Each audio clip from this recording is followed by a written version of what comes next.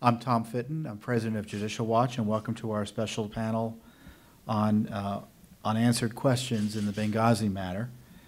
Judicial Watch is a conservative, nonpartisan educational foundation dedicated to transparency, integrity, and accountability in government, politics, and the law.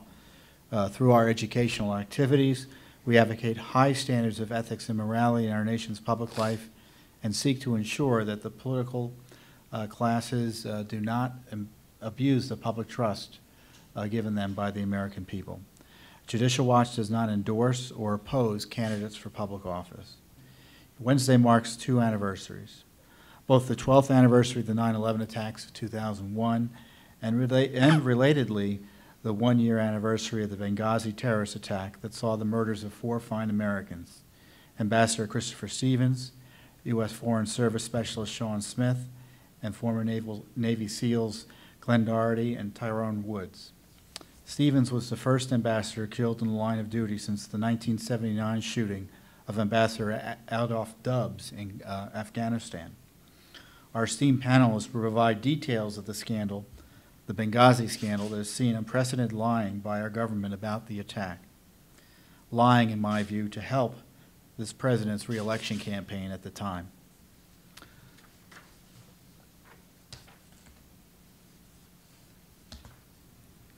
Joining us here, before we get into the discussion of the panel, we see unprecedented political and public opposition to the Syrian intervention, at least as proposed by President Obama. And in my view, it's unprecedented because of the lack of trust of this administration by Benghazi. And I hope we're able to discuss that today, because obviously Syria is the cloud hanging over political discussions in Washington these days. And Benghazi can't be separated from the debate on Syria in many ways, and we'll talk about that later. From Judicial Watch's perspective, though, we've seen an unprecedented stonewall of our nearly 24 Freedom of Information Act requests about Benghazi. We've had to sue 4 times for basic information about the Benghazi attack. By way of example, it took 6 months in a federal lawsuit just to obtain a few State Department photos showing some of the aftermath of the attack on the Benghazi Special Mission compound. Yet here we are 1 year after the attack, and there's been zero accountability. No military action, no drones, no arrests. No one has been fired from the Obama administration for its lies or malfeasance. We're lucky to be joined by 2 individuals who have taken lead roles, thankfully, in trying to demand accountability on Benghazi. Representative Frank Wolf is a senior member of the House Appropriations Committee. He's chairman of the Appropriations Subcommittee that oversees the Justice Department budget, including the FBI. He's the author of legislation creating the National Commission on Terrorism, also known as the Bremer Commission. He introduced the legislation in September of 1998, a few weeks after 2 U.S. embassies in Africa were bombed, killing 244 people and injuring more than 5,000. He mentioned Osama bin Laden in his remarks associated with setting up this commission. And of course, the commission delivered its final report in June 2000. And in 2014, Wolf has included funding for a comprehensive external review of the FBI's implementation, FBI-related recommendations of the 9/11 Commission. So it's good to know that someone is paying attention to make sure that 10 years, 12 years later, we're finally implementing some of the recommendations, or at least all of them, of the 9/11 Commission. And it also requires the FBI to study the potential for terrorist finance operations, both domestically and abroad, including economic attacks of any kind, and to identify what preparations are in place to mitigate such an attack. And Wolf, as you'll learn here today, is also the author of HRES 36, which would create a House Select Committee to investigate the Benghazi matter. He alone, in my view, has taken the lead on this quite literally. In July, he went to the floor of the House almost every day to ask a question of the day about what happened in Benghazi. So we're really lucky to have him here today to update us on his efforts and to raise even more questions. And also joining us is Chris Farrell, who's my colleague and director of our investigations and research at Judicial Watch, and he's also a member, of course, of our board of directors. He was a distinguished military graduate from Fordham University, with a BA in history, former Army military intelligence officer specializing in counterintel and human intelligence. He has pursued additional grad studies at National Security Studies, specializing in unconventional warfare and terrorism. He served as senior staff associate of Columbia University's National Center for Disaster Preparedness, the Mailman School of Public Health. He is a member of the Association of Former Intel Officers, the American Society of Access Professionals, and the International Counterterrorism Officers Association, and a constituent member of the State Department's Overseas Security Advisory Committee. Chris serves as Judicial Watch, is also main representative of the United Nations headquarters in New York, and Chris personally has oversaw Judicial Watch's unprecedented investigation of the Benghazi matter, and also was the chief author of our phenomenal special report on it, entitled Unanswered Questions and the Quest for Accountability from the Obama Administration.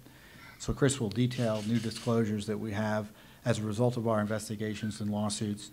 And once Mr. Wolf and once Mr. Farrell makes their presentation, we'll try to open up the floor to questions. So with that being said, I turn it over to Congressman Wolf, who, before I talk, turn it over to you, I want to also give you special recognition for your efforts on behalf of religious liberty. If anyone has followed this issue, they should know that Congressman Wolf has been a phenomenal leader in that regard and has spoken for the voiceless in ways that our corrupt Washington culture is simply left behind. So personally, I really appreciate your work in that regard as well, Congressman. With that being said, back to Benghazi. Okay. Well, thank you very much. Appreciate the comments. I want to thank Judicial Watch for hosting today's event as we mark the one-year anniversary, and also, I think it's very appropriate, for the anniversary of 9/11. There were about 180-some people from my district who died in the attack on the Pentagon, and so I think that will be an anniversary that we will never, ever, ever forget. But this week, the one-year anniversary of the terrorist attack against the U.S. consulate and the CIA annex in Benghazi, attacks which were themselves launched on the 11th year anniversary of 9/11. Judicial Watch has done such important work, along with a number of other groups I've had the privilege of working with, to advance the investigation into the Benghazi attacks. Frankly, these outside groups are doing the work that Congress has failed to do to uncover what really happened that night. That is why I've been pushing for a House Select Committee for the last 10 months to dedicate the time and resources to a robust congressional investigation. Over the course of the 3 weeks leading up to the August recess, I went down to the House floor nearly every day to raise a series of questions that remain unanswered despite nearly a year of siloed investigations by 5 separate House committees. These 12-floor statements are available on my website at wolf.house.gov/Benghazi. When you look at the list of unanswered questions, it is startling how little progress has been made in this investigation over the past year. It also demonstrates the failure of the Congress to fulfill its oversight responsibilities. Some may ask why the continued focus on Benghazi a year later, especially when there are so many new issues facing the new Congress. I believe there are 3 key reasons to continue to push for a select committee to hold public hearings, to issue subpoenas, and to report the truth about what happened to the American people. The first of our obligations to the families of those killed and seriously wounded survivors who fought alongside Ty Woods and Glenn Doherty to save so many American lives that night. A grave injustice was committed against them when the determination was made not to send any aid or assistance over an 8-hour period of fighting. That injustice is only magnified when the sacrifice is not acknowledged and the story is not told. To date, we only know the name of one of these brave survivors, diplomatic security agent Dave Ubben, who has spent the last year, and is still there, last year undergoing multiple surgeries at Walter Reed Bethesda Hospital. But he is not alone. Others were wounded. The story of how a handful of brave Americans fought off hundreds of armed terrorists has yet to fully come out. Do we not owe it to these men to credit them for their heroic acts? The second reason is Benghazi embodies embodies why the American people are losing confidence in their government, both in the executive branch's failure to assist those under fire that night, as well as the legislative branch's failure to obtain answers or to hold individuals accountable. The third is that it is increasingly apparent the U.S. actions in Benghazi since 2011 have had a strong connection with U.S. policy toward assisting the Syrian rebels. Many of these rebels are now to believe al-Qaeda connected affiliates, including those that may have participated in the attack on the consulate and the CIA annex in Benghazi. In light of the evidence that has emerged following attacks, I firmly believe that whatever the State Department and CIA were doing in Benghazi had a direct connection to U.S. policy in Syria, a policy that to date has not been fully revealed to the American people or, quite frankly, to Congress.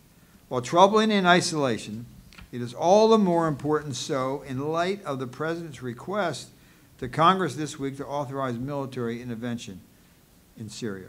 How can this conversation advance in a responsible manner without clarity about what transpired that night in Benghazi?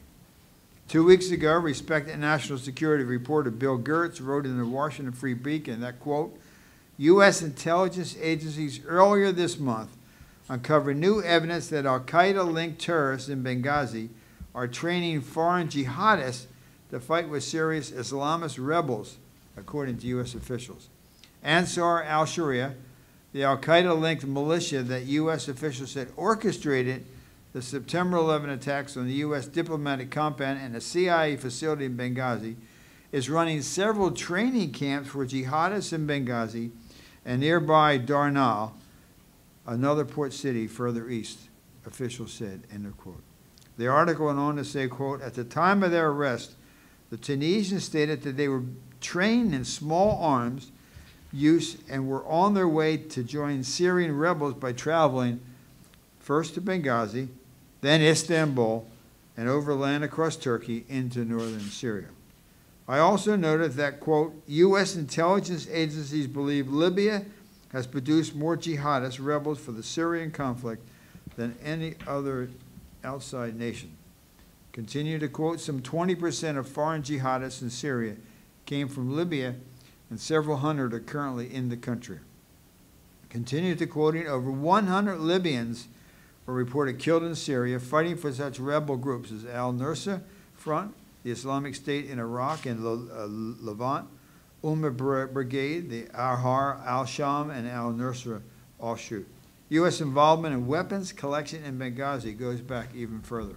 The National Journal reported back in 2011 that, quote, the U.S. is planning to ramp up spending to help Libya's interim government secure and destroy the shoulder-fired surface-to-air missiles and weapons looted from Gaddafi stockpiles.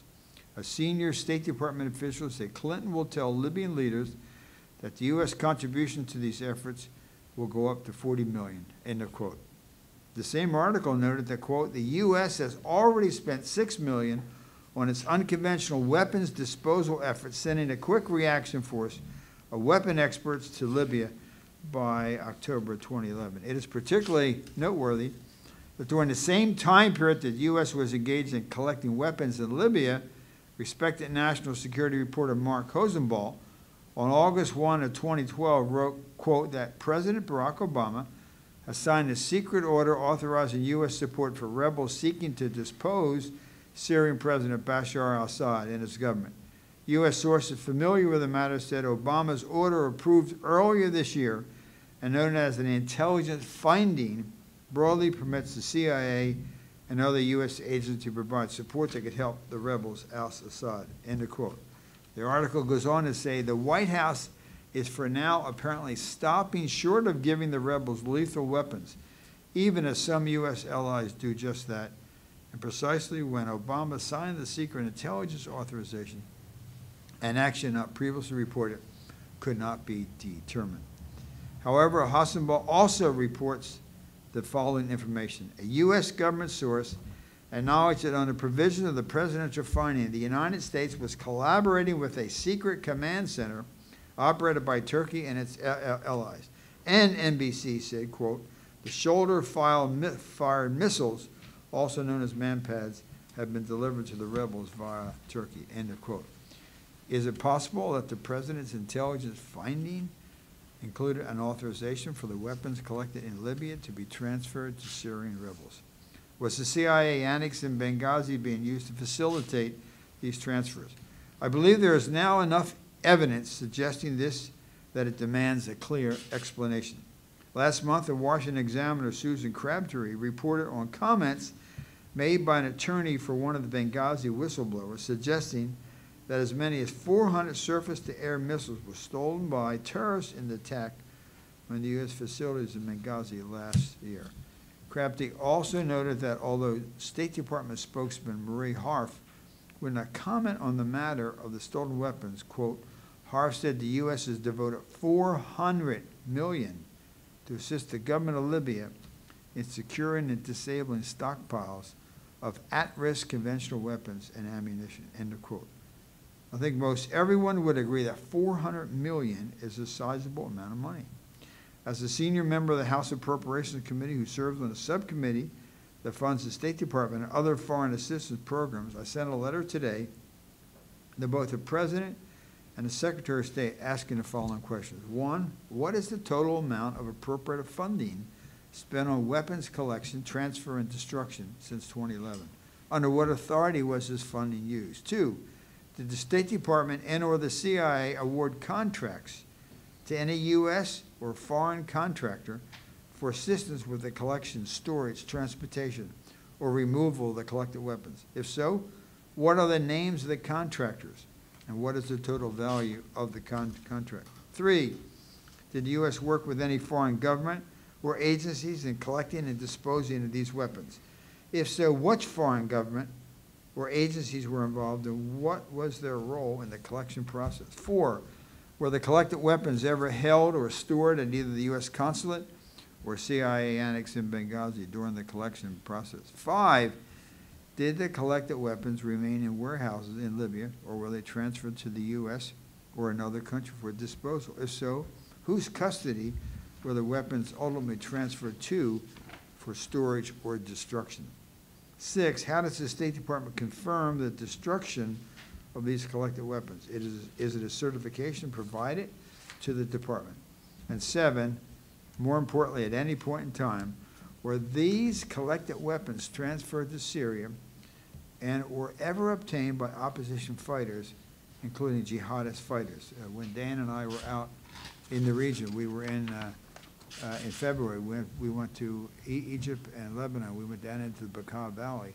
We had a number of Syrians come out of Damascus and tell us of the stories of the jihadists and some of the stories. So, you know, at any point were these collected weapons transferred to Syria and were ever obtained by opposition fighters, including the jihadists? Questions about these weapons are especially timely in light of a Wall Street Journal article on October 25th, further detailing covert U.S. cooperation with Saudi Arabia and Jordan to arm and train Syrian rebels. According to the article, quote, not everyone in the Obama administration is comfortable with the new U.S. partnership with the Saudis on Syria.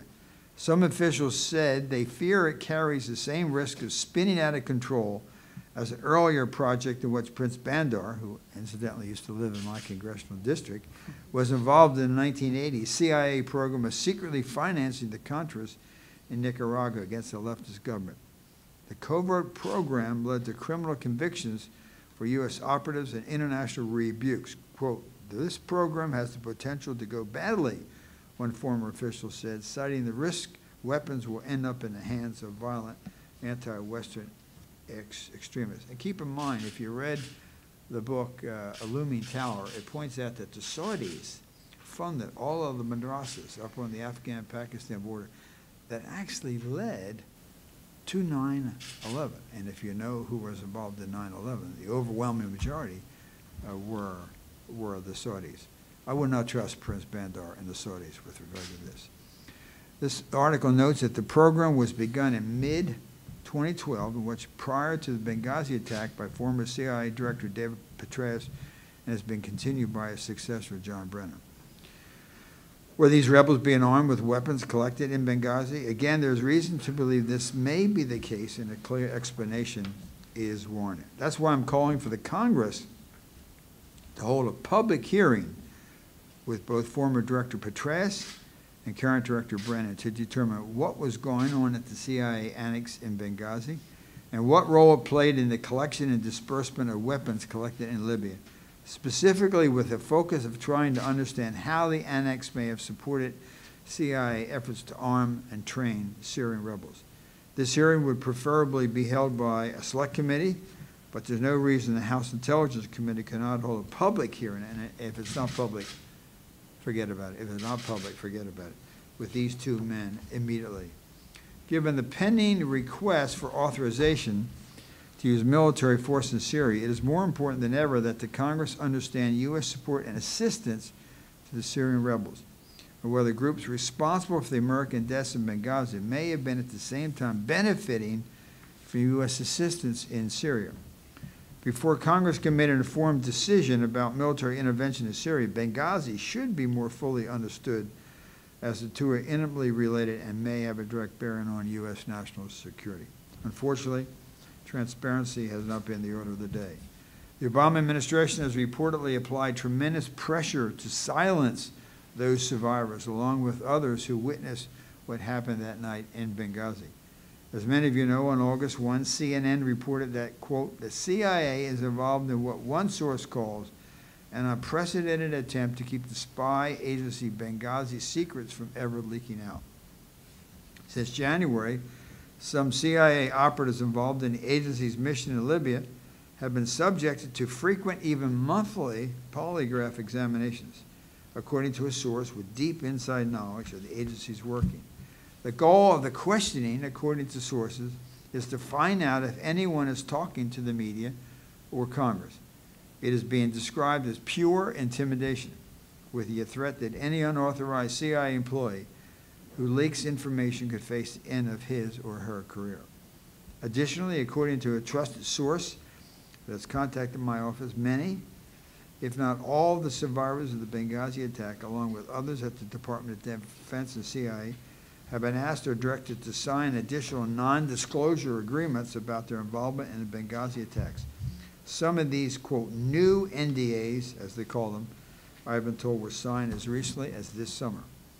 Fox News subsequently confirmed that these reports in an August 2nd article stating, quote, Fox News has learned that at least 5 CIA employees were forced to sign additional non-disclosure agreements this past spring in the wake of the Benghazi attack.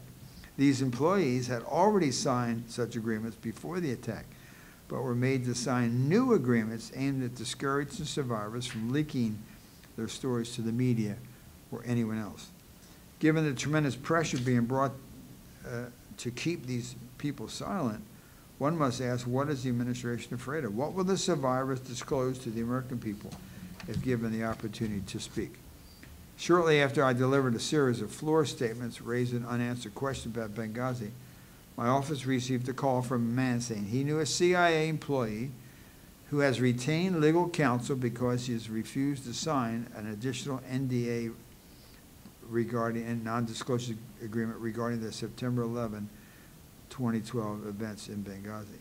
I called the law firm, spoke with the CIA's employee's attorney, who confirmed that her client is having an issue with the agency and the firm is trying to address it. We offered to help. They said they're going to work through the process, but based on my past experience with the CIA, which is headquartered in my congressional district, and a number of CIA people go to my church in my neighborhood, we know, I'm not at all confident that these efforts will be successful. Finally, on the eve of the one-year anniversary of the attacks, I would like to comment on the state of the FBI investigation. It is very telling that despite the full resources of the U.S. intelligence, defense, and law enforcement agencies, we have yet to locate and apprehend and bring to justice any of the suspected terrorists. As the chairman of the Appropriations Subcommittee that funds the FBI from 2001 to 6 and again since 2011, I've been one of the Bureau's strongest supporters in Congress.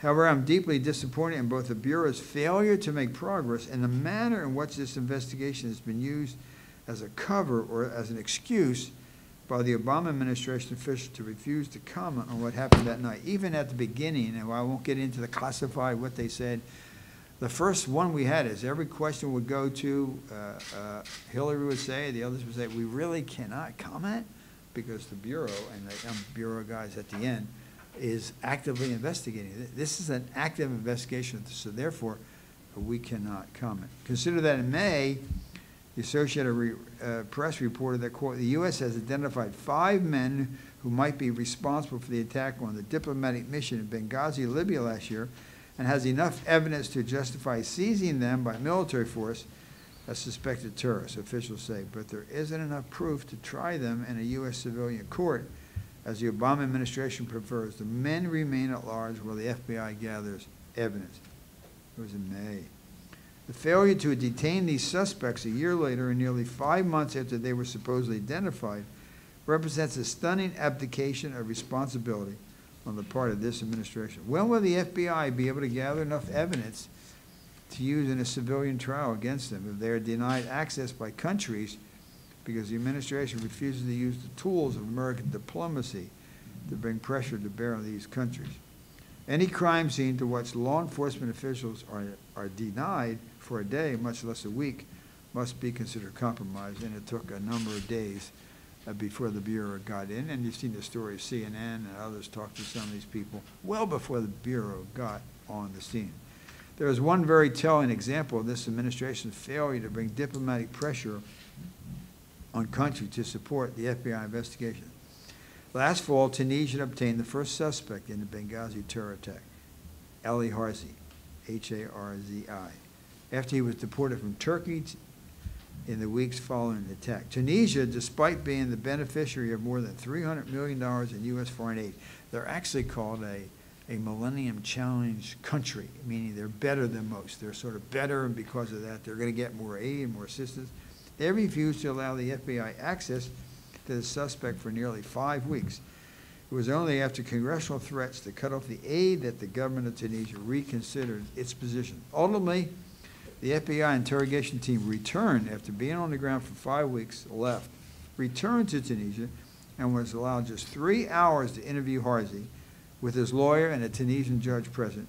Not long after the FBI interview, Harzi was inexplicably released by the Tunisian authorities, and his release was celebrated by Ansar al-Sharia terrorists. You can go online. You can see it. They're celebrating. They're hugging and embracing. He is out. He's out. Consider that for a moment the Tunisian government kept the FBI interrogation team waiting on the ground for weeks before the team ultimately left the country. Only under threat from certain members of the U.S. Congress did Tunisia relent and allow the FBI team to return to interview the suspect for a mere 3 hours. Then when the terrorists were released, there's a celebration, which I think is shameful. Because of Tunisia's obstruction of the FBI investigation at my request, the House took the first step in July to send a signal to Tunisia and other countries harboring the terrorists responsible for the death of 4 Americans in Benghazi when the State Department Operation Appropriation Bill carried language cutting aid to Tunisia. This is an important, and also I was in, Dan and I were in Egypt in February. I brought a letter to give to Morsi and asking Morsi to make available to the FBI, there's a legal attaché on the scene, a man who was involved in the attack with information. To date, they have not allowed us to interview him, and of course we have given Egypt $71 billion since the Camp David Accords. This is an important and overdue step, overdue because the Obama administration could have long ago suspended or terminated its payments to Tunisia or other countries that failed to cooperate with the FBI in this investigation. Additionally, there is a larger question of whether it is even appropriate, if enough evidence is gathered, to bring the terrorists to the U.S. for a civilian trial. Benghazi was a battlefield, not a crime scene, and America lost. Those responsible should face justice as enemy combatants and not common criminals. Keep in mind, Anwar al-Awlaki, who had was in a mosque what used to be in my congressional district, in Falls Church, now adjoining mine, was an American citizen, went to American college, if you will, on your taxpayer money. He was killed by a drone in Yemen, as well as his son, and yet these guys who we know have done this, nothing happens. In closing, just last week I had the opportunity to speak with a survivor it was last Tuesday, of the Benghazi attack. I wanted the opportunity to thank him for his service and to get a better sense of the pressure that has been brought against the survivors. They live in fear. They're afraid to come forward. They're afraid to have their name. That's why you have to have public hearings and subpoenas and way to protect the people who come forward. Because the full story about what happened that night has not been made public. People like those who were on the scene there, who I spoke with, who fought valiantly throughout the night to save scores of American lives, are not receiving the recognition. They're not receiving the recognition that their country owes them. Instead, their government is intimidating them into silence for reasons the Congress is failing to fully investigate. And I think these men deserve better. The lack of answers, despite a year of investigation in 5 House committees, is inexcusable. It has been nearly 6 months since the, quote, interim progress report on the 5 committee investigations was released. Will there ever be a final report? And if so, will it answer the questions I and others have raised? Will subpoenas ever be issued to survivors and others in the chain of command to determine why no assistance was sent to Benghazi? Will we ever learn the truth about whether weapons collected in Libya ultimately ended in the hands of the Syrian rebels? After a year of the current approach, I think we all know the answer. The answer is no. That is why the Speaker should use this anniversary of the Benghazi attacks and the impending vote on the U.S. Use of force in Syria to change course and create a House Select Committee which can at long last hold public hearings and issue subpoenas to get to the bottom of this. It is the only way the American people will ever learn the truth, and the only way the survivors will ever receive the recognition they deserve for their heroic efforts that night. My bill to create the Select Committee has, now we have 170 co-sponsors, 6 joined in August, 2 called to today. We have 3/4 of the House Republican, the supermajority of the majority. It has been endorsed by family members of the Benghazi victims, the retired Special Operations Community, the Federal Law Enforcement Officers Association, which represent the diplomatic security agents who were present in Benghazi that night, as well as the editorial page of the Wall Street Journal, among many other endorsements. I don't know of any other bill that has such strong support from the House majority, but is still opposed by the House leadership. I have no doubt that if this bill came to the floor, it would receive near unanimous support from Republicans, and I venture that a number of Democrats would support it too. Because it's bipartisan, puts everything on the table. They can all pick and choose who they subpoena. The questions before us today is whether the Speaker will seize the opportunity after a year of failed or stalled committee investigations to change course and create this Select Committee to ensure that the American people learn the truth. And again, I want to thank Judicial Watch for putting this on. Thank you. Thank you, Congressman Wolf, for your sobering report, and we're going to discuss this further. First, I'll turn it over, though, to Chris Farrell, as I said, is an expert in terrorism, has been studying it, obviously, for years. Here at Judicial Watch, he's focused on the Beslan attacks. He's consulted with various agencies, and we talk about the whistleblowers. This is the guy the whistleblowers talk to, one of the folks when they call Judicial Watch. So he knows more than he can tell about. But we know a lot as a result of Chris's efforts and the diligence of his investigative team, and obviously the support of our litigation team, because sometimes we find with the Obama administration, well, frankly, with any government administration, presidential administration, that you have to sue to get access to basic information about what your government's up to. It's just the nature of the beast. That being said, I'll turn it over to Chris Farrell. Thank you, Tom, and thank you, Mr. Wolf. Appreciate your comments. Today we finalized a report on the anniversary of the Benghazi attack, and it's entitled Unanswered Questions and the Quest for Accountability from the Obama Administration. This report first was published, the first version of this report, in January of this year. And the first part of the report as it stands today maintains that initial reporting, and then we've supplemented it. Before I get into the details of it, though, I want to acknowledge and thank, as Tom just did, our investigators, namely Sean Dunnigan and Kate Bailey, for their assistance in making this, in doing this report, our attorneys here at Judicial Watch, and all of our staff, really, who make this kind of work and this kind of reporting possible. because without them, it doesn't happen, frankly. So our new report recaps the analysis done by a recently retired diplomatic security service officer named Ray Fournier, and his commentary that he gave us.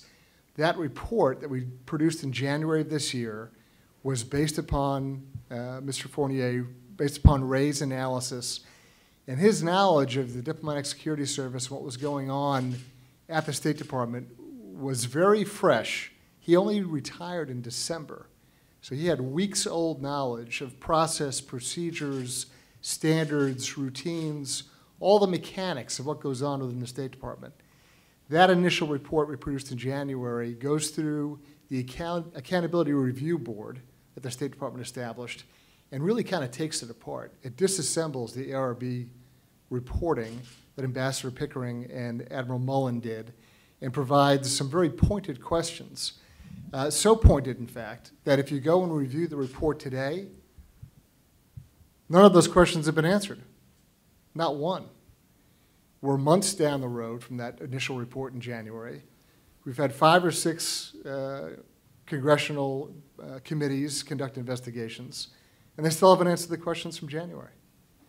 So, an important document because it takes apart the ARB, and it does it from the standpoint of a professional diplomatic security service officer who had served as an RSO, regional security officer, in embassies, 5 different embassies around the world. So this is a guy who did it for a living. He knows of what he speaks, and his analysis and commentary is very important. I'll tell you that of that report, when we issued it in January, we have distributed over 100,000 copies of that report. Enormously popular with Judicial Watch members and with other organizations that really had an interest in, what does a real professional say? What's an insider's review of what the ARB did or didn't do? Part 2, which is what we published today, what we finalized today, and Part 2 of our report goes through a few different areas. I'll just touch on them briefly. The first is about really what's a deliberate campaign of lies by the Obama administration concerning the YouTube video. There's no other way to describe the administration's position concerning representations made by Ambassador Rice and others about this ridiculous YouTube excuse. There were painful, excruciating explanations provided by the administration with contradictions and reversals and finger-pointing, and it was really shameful, really a shameful performance. And of course, eventually they were forced to admit that, yes, it actually was terrorism. It wasn't inspired by YouTube, and that entire story collapsed. The scary thing is, though, it collapsed without consequence. Without consequence. The administration essentially walked away from that string of lies that ran from September 12th, or actually even the 11th, but the 12th principally, all the way through September 28th. The President of the United States stood up in front of the UN General Assembly on September 26th and repeated the same lie about the YouTube video. Nobody bats an eye. Nobody cares. It's extraordinary. Along those lines is really a lack of accountability, which is the second section of our report. The 4 officials who were suspended from the State Department just 3 weeks ago were reappointed by now Secretary Kerry. So the 4 officials who were kind of hung out to dry and pointed at and said, you guys did wrong, you didn't do your job, you didn't prepare, you didn't follow through, you didn't respond. Those 4 officials have spent essentially the last year on paid administrative leave. That doesn't sound like much of a consequence, or much of a punishment, or any sort of a censure, does it? So those folks, thanks to Secretary Kerry, have all now been reappointed and are back on the job. Again, no accountability, none. We've done a detailed chronology, I'd say an exhaustive chronology. We've gone into a number of different resources, news sites or other information sites, and really culled out and compiled the most comprehensive chronology that I know of concerning Benghazi, both before, during, and after the attack. We also made sure to include details that various news agencies prefer to airbrush out of the story. For example, I'm not picking on one particular news network, but if you go and look at a particular chronology, you'll see that the word martyrs is sometimes erased from 17th of February Martyrs Brigade. That organization, the 17th of February Martyrs Brigade, was the subcontractor to a British firm called, I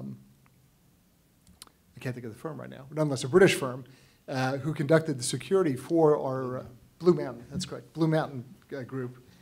Blue Mountain Group is a British firm who subcontracted to 17th of February Martyrs Brigade. Folks don't realize, don't appreciate, that those guards at our embassy or at the Special Mission Combat in Benghazi were unarmed.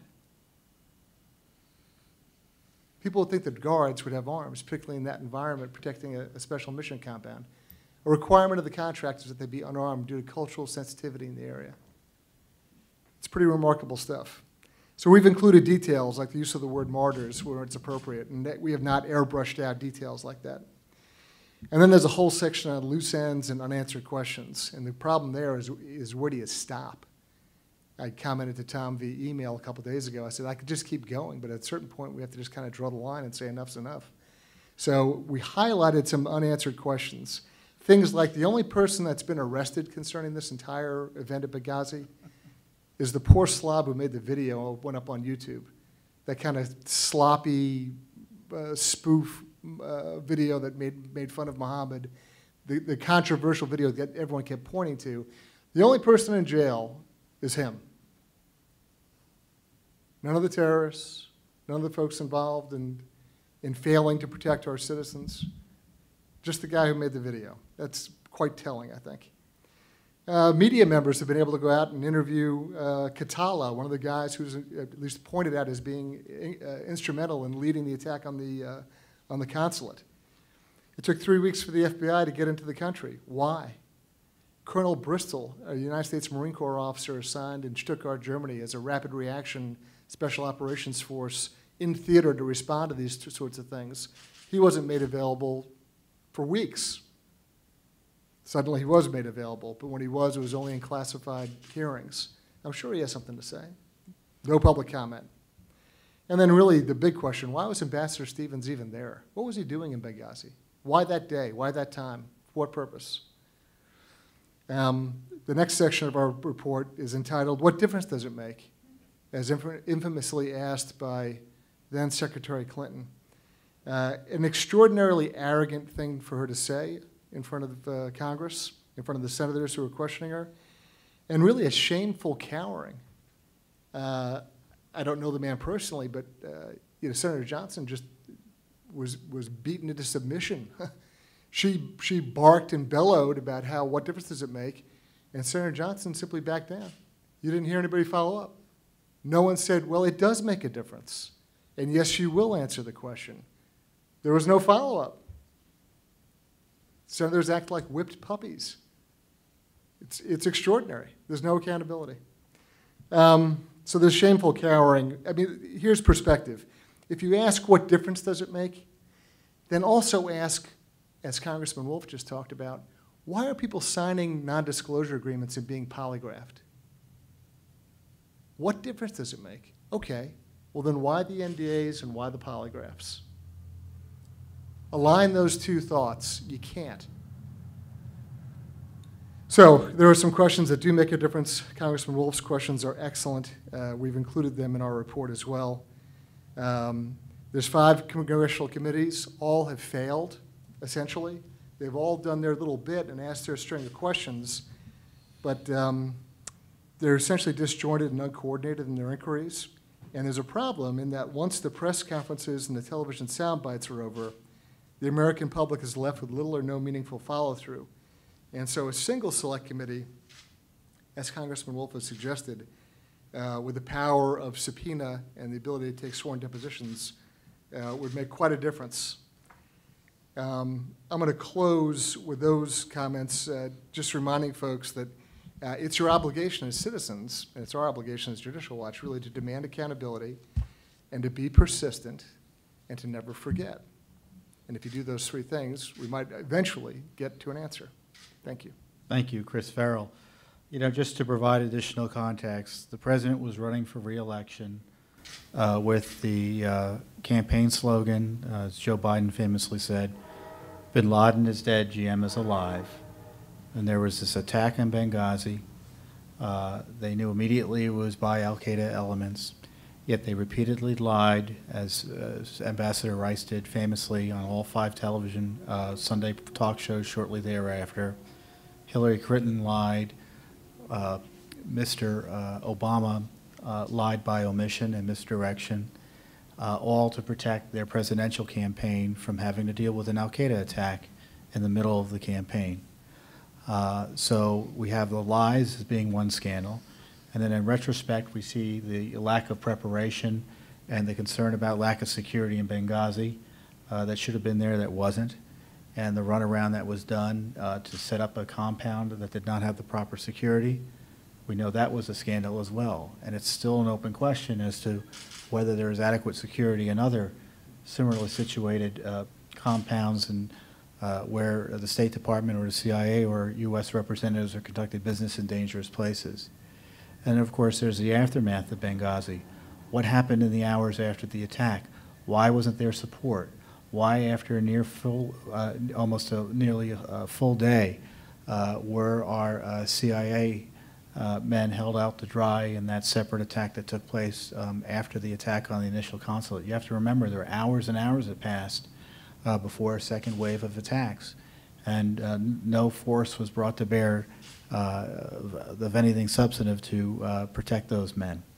And those lies, certainly, at least the second set of lies, the two Navy SEALs, I don't think how you can draw any conclusion other than they could have at least been saved, but for military action that if it had been launched immediately by the President. But none of those questions have been answered. None of those questions have been answered. And Congressman Wolf and Judicial Watch, and I know there's a coalition of other groups we're working with, are demanding answers. And this is something where the leadership is out of touch, both the press leadership, the media leadership, our political leadership, but the grassroots wants answers. Joining us today, or who wanted to join us today, was Charles Woods, who is the father of Navy SEAL Ty Woods, who was killed in Benghazi that day.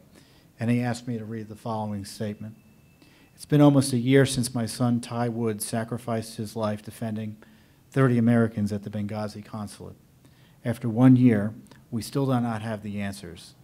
For that reason, as the father of a Navy SEAL who loved and died for America, I support Congressman Frank Wolf's resolution to have a bipartisan committee and will use subpoena powers and whistleblower protection. Over 160 patriotic congressmen have signed their names encouraging Speaker Boehner to form this committee. The only person blocking formation of this committee is John Boehner, who has the authority to sit this committee today. Now is the time for the public to strongly encourage Speaker John Boehner to do the right thing and authorize the bipartisan committee made up of both Republicans and Democrats. And the statement signed, sincerely, Charles Woods, father of Navy SEAL Ty Woods. And with that, I'll turn over, that will segue into a question for you, Congressman Wolf. Why is the House leadership opposed to this? I don't understand what skin they have in the game here. One speculation is that some of the leadership would have been briefed as to what was going on at Benghazi, and they're not terribly interested in exposing what was going on either, because they know what went on and they don't want to cause any more trouble than's been caused as a result of the attack. I don't know the answer to the question. The Speaker has said that he believes that we should go regular order, and if we reached a certain point that didn't work, he would look at this. Clearly, I think we have reached a point, because none of the questions that you have asked or I have asked or others have asked, and none of the families are satisfied, and so I think we have to get a select committee, or we'll never know. We will have failed. We will have failed on our watch. But I don't know. You know, I think Mr. Boehner's a good man. I'm not one. I don't go after and I don't criticize people personally. You know, but I don't know the answer. But now I think we have reached the threshold now, based on what the Speaker had told me, that it is now time to have a select committee. There are so many things. I mean, there is a gentleman called our office today. Dan spoke to him. He's been in touch. He's in touch with a lot of the people. He tells us that the Navy SEALs said there that they got the call at the first call came, and they were told to stand down by the CIA station chief. And had they gone on the first call, they believe they would have saved the ambassador. and Sean Smith. They got a second call to go, and they were told to stand down, and they did stand down. They got a third call to go, and they said, we're going to go. And they went, but they believe had they gone on the first time. Also, nobody's asking that question. The plane, we were told, that picked up the wounded was not an American plane. It was a Libyan plane. Somebody said it may have even been a Libyan plane that was commandeered. But here you're wounded. Ubin's been out there for a year now, and we don't even send in a plane for them. And then the plane that picked up the 30 CIA employees that were on the tarmac, hours after the fighting, was also a Libyan plane. It was not an American plane. And you have Incirlik, you have the base in Turkey, you have the one in Italy, you have the team that was up in Croatia, and even if you notice, General Ham, and I'm disappointed in General Ham, who people say was removed from AFRICOM, was in the command center the whole night, and he said this at a gathering in Aspen where you had to pay $1,200 a ticket to get in. He said, well, I thought maybe I had a hostage rescue situation on my hands, so therefore I didn't send somebody. The hostage situation in Iran went on for 400 days. And the attack on the annex hadn't even begun. But they didn't even send an American plane in to take the wounded out. But as to why, I don't know, but I'm hopeful that Mr. Boehner, having had the opportunity to be out among the American people over the August break, will say, I think we've now reached the threshold. It is now time for a select committee. This question's for both of you. Are you surprised? I guess I'm not surprised, but isn't it interesting how the opposition to the Syria intervention, I mean, in my view, the subtext is Libya and Benghazi and no more Benghazis. And yet there's little public discussion, at least in the public debate, about this, barring, frankly, your talk today, where you made some news in that regard. To me, this is an unprecedented opposition to a military action proposed by a U.S. president. I'm not aware of any significant opposition to the type of attack that's being prepared or being offered here. There's no precedent for the opposition, in my view. Yet Benghazi and Libya, the reason is for this unprecedented opposition is Benghazi and Libya. Do you think that's the case, or am I overstating the relationship? I think that's a portion of the case. It's not the complete case. I think there's a certain war weariness. There's a certain, we remember in Iraq, we were told by the head of CIA that it was a slam dunk. We were also told, remember Colin Powell testified at the UN. But I think the Benghazi, the lack of reaction on Benghazi where 4 Americans were killed. General Boykin, who you may have had over here, General Boykin, who approached us early on a select committee, who was a commander of our forces at Mogadishu, Black Hawk Down, if you've seen the movie Black Hawk Down. He said this violated the ethos of the American military, to leave anyone behind. He actually said that they took casualties at Mogadishu waiting to bring bodies back, people who had already been killed. So, but no one would be left behind. So I think there is a direct causal connection to the reluctance of the Congress to see, because of the whole failure of the administration to come forward on the Benghazi thing. And the contrast is here, you had 4 Americans killed, several seriously wounded, others wounded not as seriously, but still wounded. The contrast is Hillary Clinton is now getting $200,000 a speech. Leon Panetta has signed a $3 million book deal. Susan Rice, who was a national security advisor, who, you said, went on 5 TV shows and said it was the video and it's the point. The only guy who goes to jail is the guy who wrote it. Made it. Is now the national security advisor who's coming up to advise the Congress on the whole Syrian thing. So, yeah, I think there is a connection. Well, in the Benghazi movie starring Hillary Clinton that's going to come out, I'm sure, eventually, Chris, are they going to talk about the Syria connection and what your research shows may have been going on there? I think the underlying story really is that this is the Obama administration's failed sort of knockoff version of Iran-Contra. And as Mr. Wolf alluded to earlier, what you have is an arms smuggling operation out of Libya going in to arm, and this is the sentence they don't want to hear on television, the Obama administration is arming al-Qaeda. And that's what's occurring on Libyan freighters docking at Turkish ports and transshipping arms into Syria. And one way or another, they're arming various groups, some of whom are either al-Qaeda or al-Qaeda affiliated. And they've done this in a very creative way, just like Iran-Contra was done very creatively, where then National Security Counterterrorism Advisor John Brennan, now CIA Director, was making creative use of Title 10 and Title 50 to use JSOC, the Joint Special Operations Command, and its affiliated intelligence support activities, really to run a gun-running operation. And however creative and full of initiative that may have been, and very carefully skirting congressional oversight, the chickens have come home to roost, and these efforts to go after bad guys in Libya and get guns back and then kind of recycle them over to Syria literally blew up in their face. And in order to kind of paste over this all and keep moving and change the subject, you very desperately need to go and attack Syria in some capacity because it changes the channel and it shifts the conversation. But my take is amplifying what Mr. Wolf said earlier, and it's a Libyan-based gun-running operation that has gone awry and had all sorts of unintended consequences. And of course, we only know a fraction of the story, right?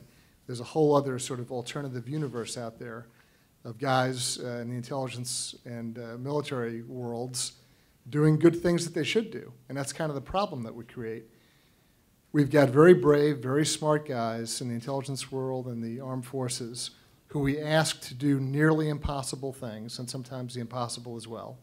And their answer 9 times out of 10 is yes, sir. And they do it, which is pretty amazing. And for the most part, the American public doesn't know about it. But every once in a while, we get to see a little fissure or a seam or a split.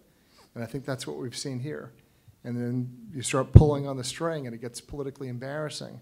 And then various characters run for the tall grass. And Hillary Clinton gets paid, speaking fees. And people are left in hospitals to heal. And those are sort of the consequences, a lot of them unintended, but that's what happens.